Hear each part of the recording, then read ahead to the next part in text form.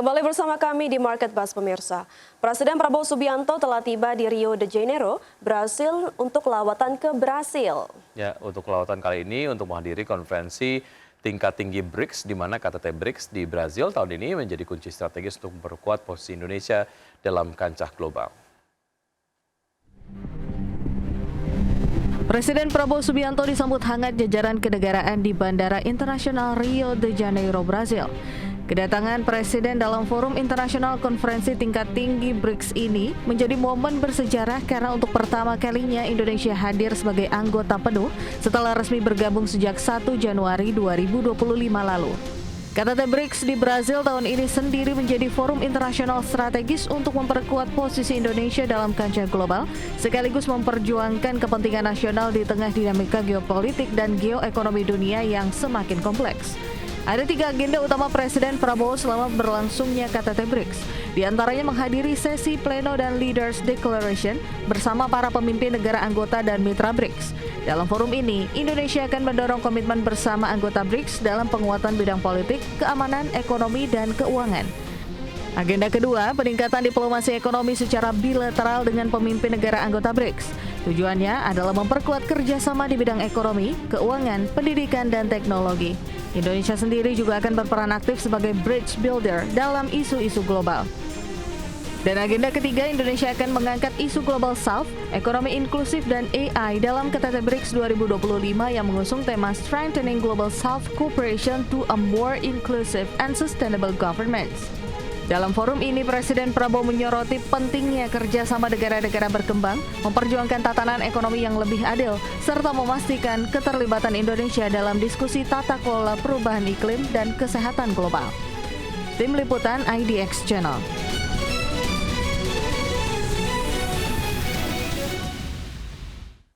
Asosiasi Ojek Online melayangkan 5 tuntutan utama untuk pemerintah Indonesia, terutama untuk Presiden Prabowo Subianto. Ya, diantaranya tuntutan potongan biaya aplikasi 10% hingga diskresi tarif pengantaran barang dan makanan.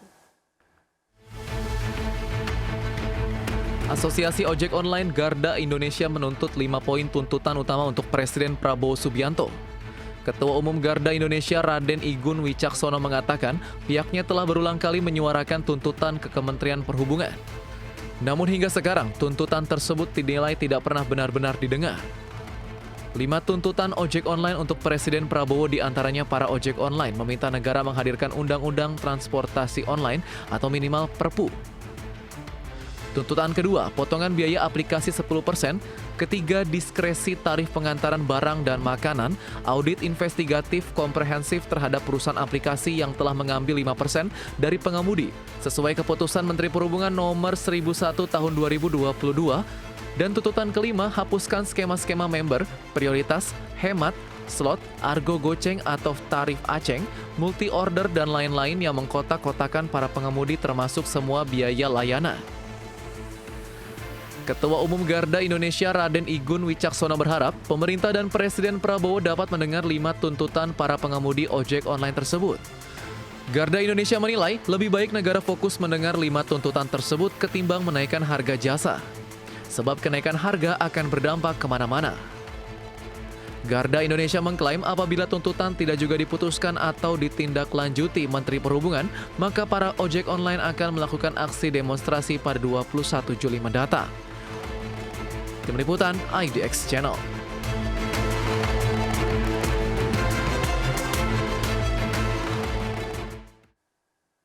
Selanjutnya pemirsa, Badan Pangan Nasional memastikan penyaluran bantuan pangan berupa beras akan dilaksanakan pada Minggu kedua Juli atau pekan depan. Ya, penyaluran ini dilakukan seiring dengan baru cairnya anggaran untuk program bantuan pangan dari pemerintah. Deputi Bidang Ketersediaan dan Stabilisasi Pangan Badan Pangan Nasional, I Gusti Ketut Astawa mengungkapkan sesuai dengan anggaran untuk bantuan beras masuk dalam anggaran belanja taman atau ABT pada DIPA Badan Pangan Nasional yang telah terbit per 3 Juli 2025. Maka bantuan pangan berupa beras akan dimulai diberikan pekan depan dengan penyaluran 2 bulan sekaligus untuk alokasi bulan Juni dan Juli 2025. Ya, masyarakat penerima bantuan akan mendapatkan bansos beras sebesar 20 kg per KPM. Program bantuan dengan beras ini sendiri menargetkan sebanyak 18.277.000 penerima bantuan pangan atau PBP yang berdasarkan data Tunggal Sosial Ekonomi Nasional atau DTSEN. Kemudian untuk bantuan pangan jelas ini akan dilakukan di bulan Juli sekaligus selama 2 bulan, untuk 2 bulan yaitu 20 kg. Nah, ada beberapa hal yang perlu kami minta bantuan kepada Bapak Ibu sekalian, mengingat posisi bantuan pangan ini harus dilakukan secepatnya, yaitu minimal harus selesai di bulan Juli, maka kami minta bantuan teman-teman Dinas Pangan, Bapak Ibu sekalian, Gubernur dan Bupati Wali Kota, untuk menugaskan Dinas Pangan maupun Dinas Pertanian, termasuk Dinas Sosial, termasuk juga pemerintah desa, dalam hal ini kepala desa, untuk membantu kelancaran proses bantuan pangan. Selanjutnya, pemirsa, Kementerian Investasi dan Hilirisasi menegaskan dalam 5 tahun ke depan, pemerintah ditargetkan bisa menghimpun investasi sekitar 13.000 triliun rupiah. Di mana investasi super jumbo tersebut untuk modal mengejar pertumbuhan ekonomi 8%. Wakil Menteri Investasi dan Hilirisasi atau Wakil Kepala BKPM, Dodo Tua Pasaribu menjelaskan, peran investasi terhadap target pertumbuhan ekonomi 8% sangat penting, di mana saat ini pemerintah tengah mengejar target untuk bisa menghimpun dana investasi sekitar 13.000 triliun rupiah.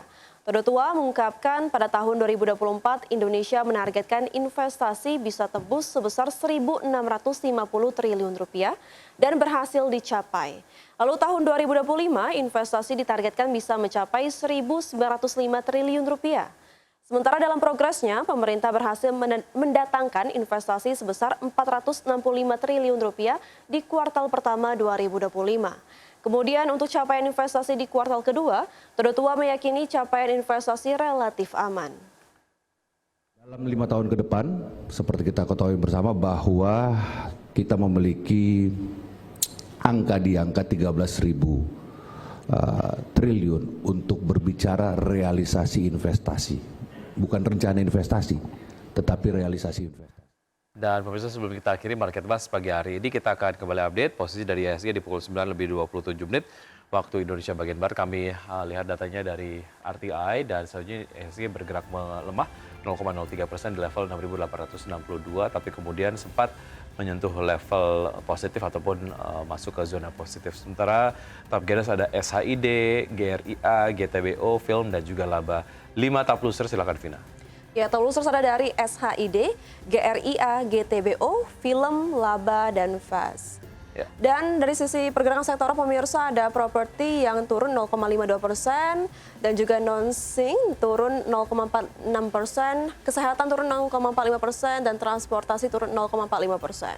Ya, seperti itu sektor yang memimpin penguatan ada sektor cyclical dengan penguatan 0,74%.